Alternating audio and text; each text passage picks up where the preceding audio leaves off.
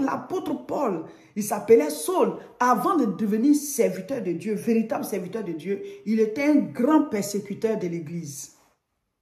Il était un grand persécuteur de l'Église. Mais il ne persécutait pas l'Église dans le but de faire du mal. Lui croyait bien faire. Il croyait servir Dieu. Donc, on est en train de voir des exemples de gens qui ont marché dans le surnaturel divin. Il y a des personnes, c'est leur cas ça. Avant de réellement rencontrer le Seigneur, c'était des persécuteurs de l'œuvre de Dieu. Mais pendant qu'ils le faisaient, ils croyaient servir Dieu. Souvent, tu es avec ton mari, souvent tu es avec ta femme, souvent tu es avec ton patron ou bien tes collègues. Et ces personnes-là se transforment en persécuteurs de ta foi. Il y a de l'espoir aussi pour ces personnes. Il y a de l'espoir aussi pour ces personnes. La même personne qui persécute ta foi aujourd'hui, elle peut se donner au Seigneur et devenir même quelqu'un que Dieu utilise puissamment. Ça s'est passé avec l'apôtre Paul. Il y a de l'espoir pour les persécuteurs. Quelqu'un aujourd'hui peut rejeter Dieu, mais Dieu peut se révéler à lui. Donc, priez pour vos persécuteurs. Priez pour les membres de vos familles qui ne reconnaissent pas votre foi. Ou bien pour ceux qui vous font du mal, croyant servir Dieu. Ceux qui vous créent des problèmes, croyant servir Dieu. Ils s'opposent à vous parce qu'ils trouvent que, voilà, ça c'est quoi encore? C'est pas comme ça qu'on adore Dieu. Et donc la personne devient un problème pour toi. Elle te crée des problèmes, elle t'embête, elle te fatigue. Elle croit servir Dieu comme ça. Elle s'est dit que oui, il faut éradiquer ça, ça c'est n'importe quoi, c'est pas comme ça qu'on sert Dieu. Voilà les choses à faire. Donc pour vous là, ils vont vous attaquer, ils vont vous créer des problèmes. Ils vont même chercher à vous tuer, croyant servir Dieu. C'est ce qui s'est passé. Ils ont lapidé Étienne jusqu'à il est mort. Et l'apôtre Paul, qui en ce moment était Saul, il a approuvé, la Bible dit il a approuvé ça. Il dit voilà, c'est bien. On va éradiquer ce mouvement de christianisme. Là. On va éradiquer ça. On a déjà crucifié leur maître. Eux-mêmes, là, on va mettre fin à leurs œuvres. Vous voyez? Donc, l'apôtre Paul, c'est comme ça que lui, il a commencé. Il était, voilà, dans le temple en formation, mais il croyait qu'il servait Dieu en persécutant l'Église. Mais en fait, il ne faisait pas exprès. Lui, il se disait, il servait Dieu. Il n'avait pas encore la révélation de la vérité. Il n'avait pas encore la révélation de la parole. Parmi ceux qui nous persécutent, il y en a à qui Dieu va se révéler. C'est pour ça qu'il faut prier pour eux. C'est Dieu qui incline les cœurs des rois. C'est Dieu qui parle au rocher. C'est Dieu qui appelle à l'existence les choses qui n'existent pas. Donc, nous devons prier pour nos persécuteurs. La même personne peut se donner à Jésus, son langage peut changer. La même personne peut se donner à Jésus, sa vie peut changer. Rien n'est impossible au Seigneur. Rien. À Dieu, tout est possible.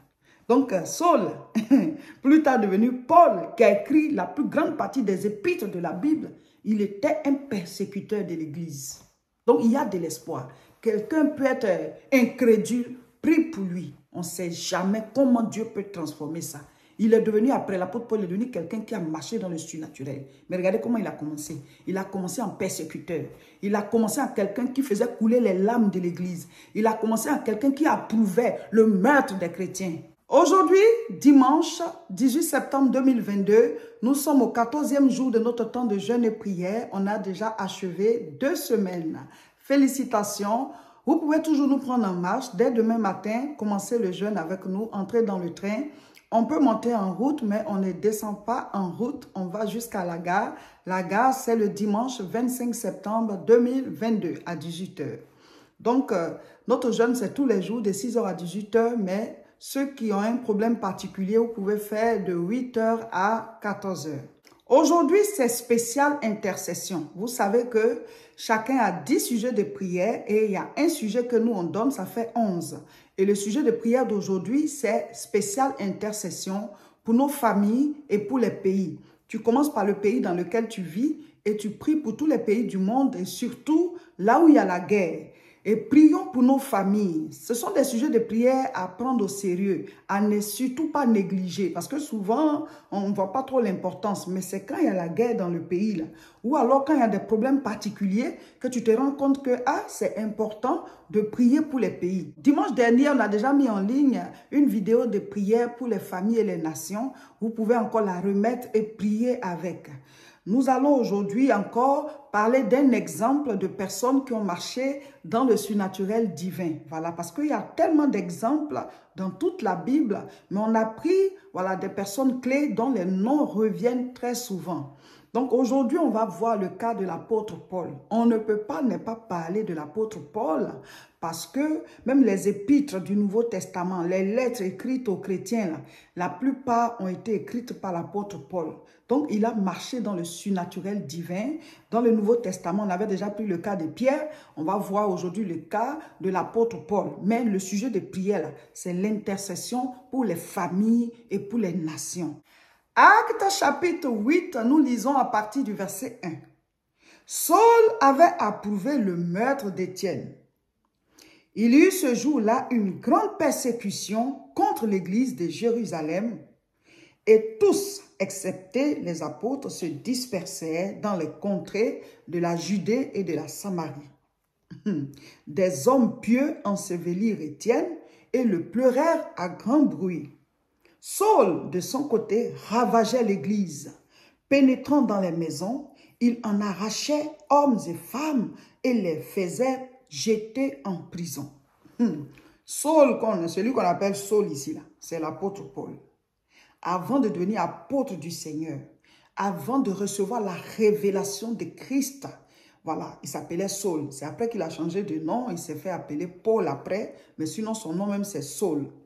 Alors, lui, c'était l'un des pharisiens, l'un des élèves pharisiens de l'époque. Eux, ils étaient en formation dans le temple pour devenir des érudits de la parole de Dieu, comme les Gamaliel qui étaient voilà, des grands pharisiens, voilà, comme le Nicodème aussi, voilà. Tous les pharisiens, là, ils avaient aussi leurs élèves qui étaient en formation et l'apôtre Paul en faisait partie.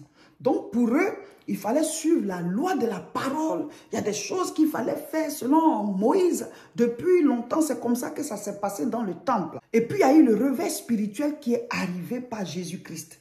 Les gens se sont convertis à Christ et Jésus a été crucifié. Il est mort, il est ressuscité. Il a fait 40 jours d'apparition à ses disciples et ensuite, il est monté sous leurs yeux au ciel. Et donc, il y a eu un grand réveil spirituel. Les apôtres ont reçu le baptême dans le Saint-Esprit 10 jours après, avec les autres disciples. Donc, c'était fort, l'évangélisation à Jérusalem. Les gens se convertissaient.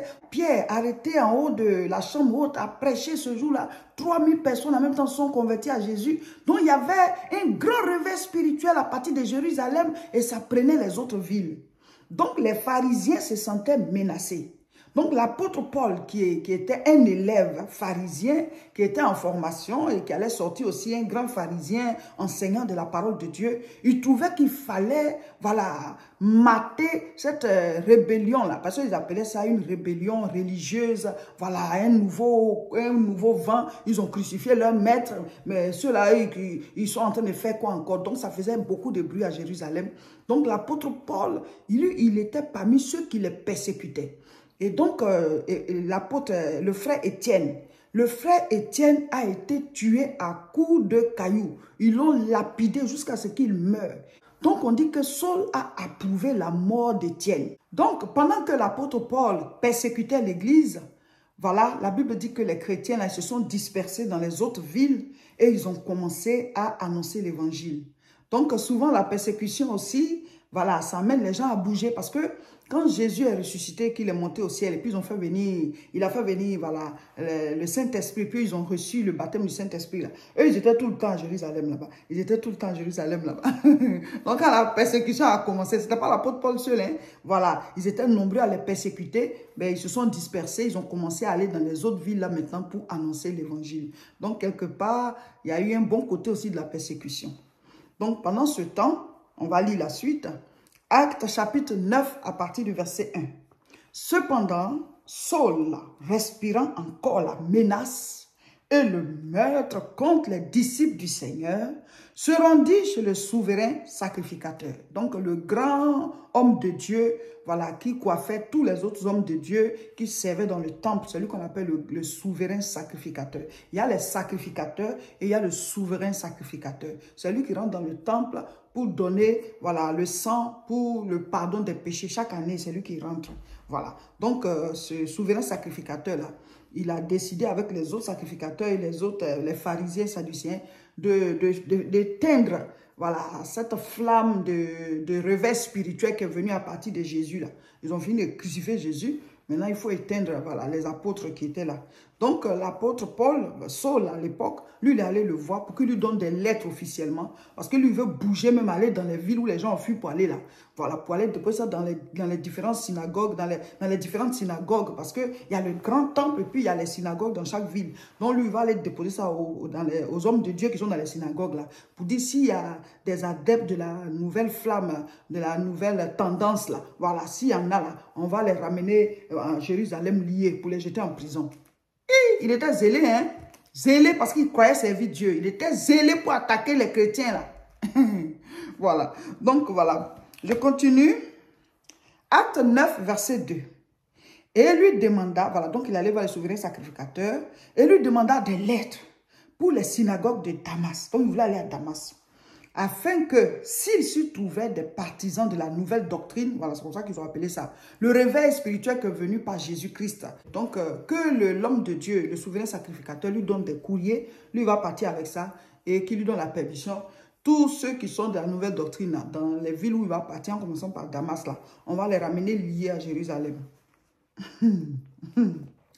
Verset 3, Acte 9, verset 3. Comme il était en chemin et qu'il approchait de Damas, tout à coup, une lumière venant du ciel resplendit autour de lui. Donc, il a pris les courriers, là. Il partait maintenant à Damas pour aller exécuter ce qu'il a dit là. Verset 4, il tomba par terre et il entendit une voix qui lui disait, « Saul, Saul, pourquoi me persécutes-tu » Waouh. Verset 5, il répondit, « Qui es-tu, Seigneur » Et le Seigneur dit, « Je suis Jésus que tu persécutes. Il te serait dur de régimber contre les aiguillons. » Verset 6. Tremblant et saisi d'effroi, il dit, « Seigneur, que veux-tu que je fasse ?» Et le Seigneur lui dit, « Lève-toi, entre dans la ville et on te dira ce que tu dois faire. » Verset 7. Les hommes qui l'accompagnaient demeuraient stupéfaits. Ils entendaient bien la voix, mais ils ne voyaient personne. Saul se releva de terre, et quoique ses yeux soient ouverts, il ne voyait rien. On le prit par la main et on le conduisit à Damas. Oh, c'est touchant. Oh, Seigneur. Alléluia. Alléluia. Verset 9. Il resta 3 jours sans voir. Et il ne mangea ni ne but. Il a fait un jeûne et prière en même temps. Pendant 3 jours. Ses yeux, il ne voyait plus. Waouh. Waouh. C'est fort. Verset 10. Oh, il y avait à Damas un disciple nommé Ananias. Le Seigneur lui dit dans une vision, « Ananias ». Il répondit, « Me voici, Seigneur ». Et le Seigneur lui dit, « Lève-toi. Va dans la rue qu'on appelle la droite et cherche dans la maison de Judas un nommé Saul de Tarse. Car il prit et il a vu en vision un homme du nom d'Ananias qui entrait et qui lui imposait les mains afin qu'il recouvre la vue. Ananias répondit, « Seigneur, j'ai appris de plusieurs personnes tous les maux que cet homme a fait à tous les saints dans Jérusalem. » Donc, je vais vous expliquer. Et il a ici des pouvoirs de la part des principaux sacrificateurs pour lier tous ceux qui invoquent ton nom. Mais le Seigneur lui dit, « Va, cet homme est un instrument que j'ai choisi.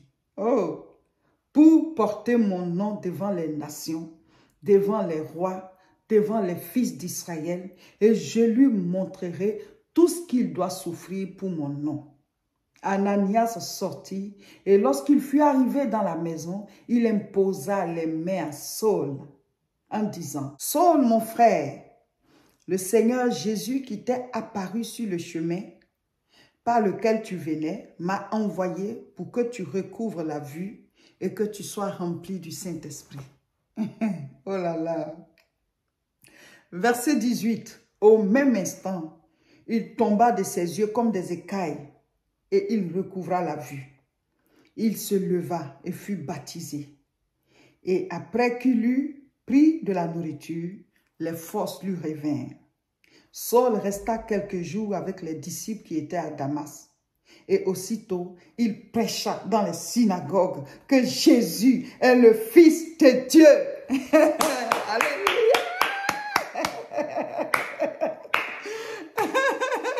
Il a changé de camp automatiquement.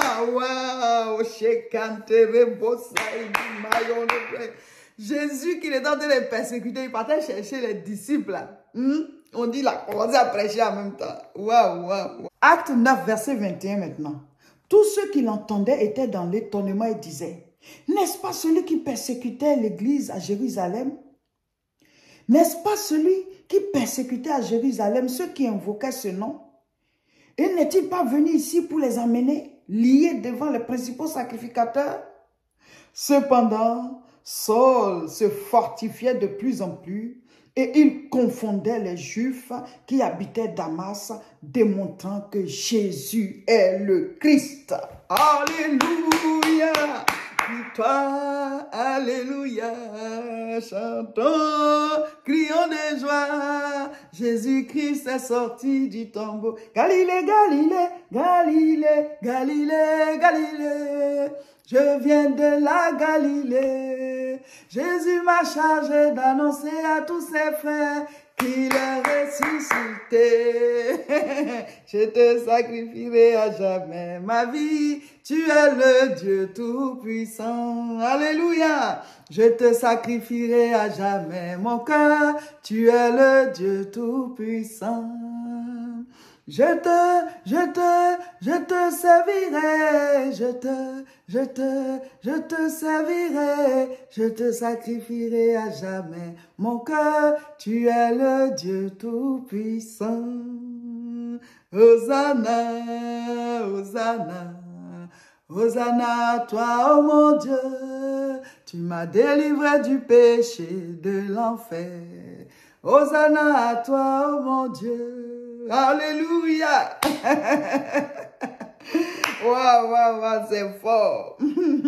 Acte chapitre 9 au verset 23. Au bout d'un certain temps, les Juifs se concertèrent pour le tuer. Et son tour est arrivé. Lui, il voulait tuer les gens. Maintenant, on veut le tuer.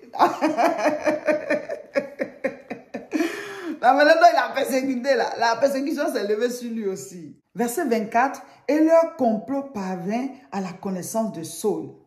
On gardait les portes jour et nuit afin de lui ôter la vie. Mais pendant une nuit, les disciples le prirent et le descendirent par la muraille dans une corbeille. Lui aussi, sa persécution a commencé. Lorsqu'il se rendit à Jérusalem, Saul tâcha de se joindre aux disciples, mais tous le craignaient, ne croyant pas qu'il soit un disciple.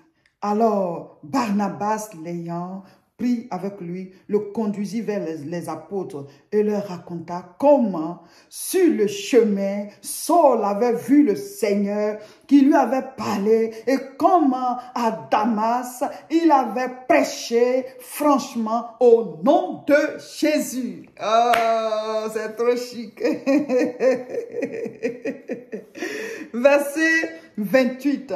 Il allait et venait avec eux dans Jérusalem et s'exprimait en toute assurance au nom du Seigneur. Il parlait aussi et discutait avec les hellénistes, mais ceux-ci cherchaient à lui ôter la vie. Oh mes frères, mes sœurs, voici l'histoire de Saul qui plus tard est devenu l'apôtre Paul. Donc il a commencé à prêcher automatiquement. Pourquoi? Parce que lui, il était déjà formé en parole.